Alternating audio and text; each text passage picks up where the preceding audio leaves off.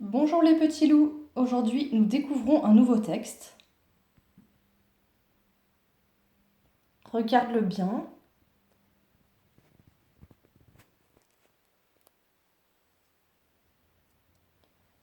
Tout d'abord, quel est le titre de ce texte? Oui, je pense que tu as trouvé. Il s'agit de Charlie et la chocolaterie.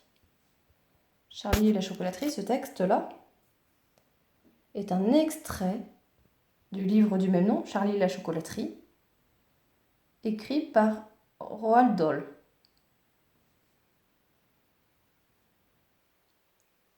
Lis les mots en majuscules.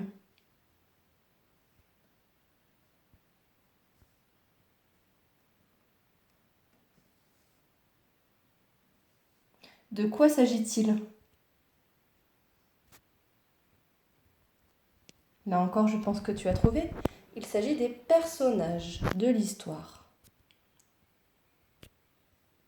Est-ce que la présentation de ce texte est la même que la présentation du texte d'hier, La Reine Bonbon?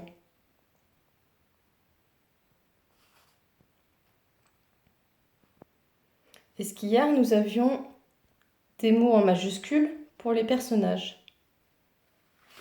Non, donc ce n'était pas la même présentation.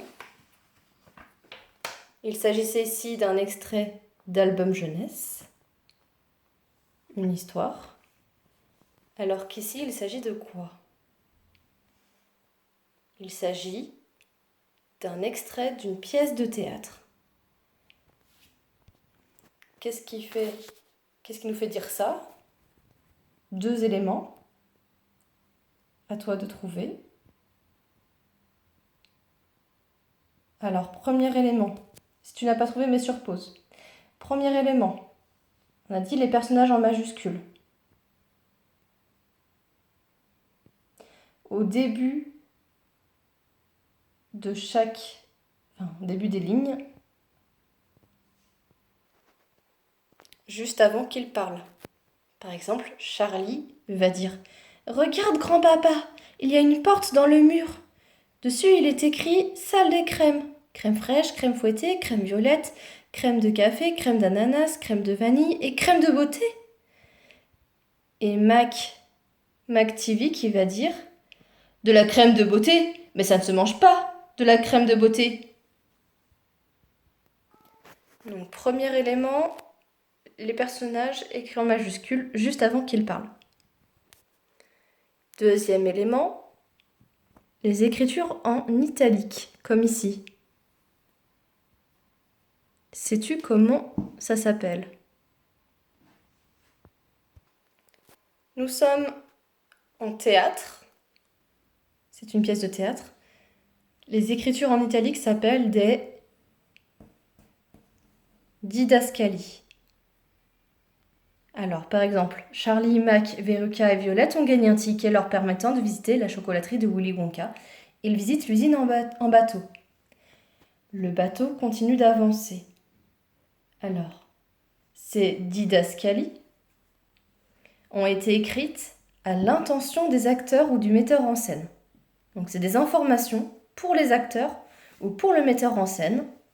Ça leur donne des indications d'action, de jeu ou de mise en scène. Dans une pièce de théâtre, cela pourrait être par exemple,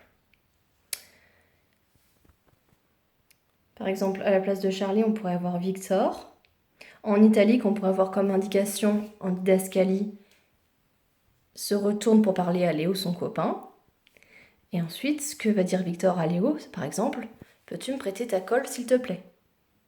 Donc, si on devait jouer cette pièce de théâtre, Victor devrait se retourner vers Léo pour lui demander sa colle.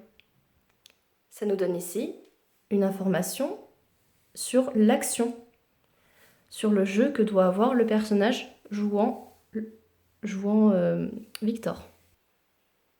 Donc, là, sur cette séance, tu as appris ce qu'était un texte de théâtre avec les didascalies qui donnent des informations aux acteurs ou aux metteurs en scène sur des indications d'action, de jeu ou de mise en scène. Et puis que dans une pièce de théâtre, on a des personnages qui ne vont pas être dits, bien sûr, dans la pièce de théâtre. C'est simplement pour que les acteurs se repèrent et qu'ils sachent ce qu'ils doivent dire. Voilà. Allez, à toi de répondre aux questions sur ta feuille du jour. À bientôt!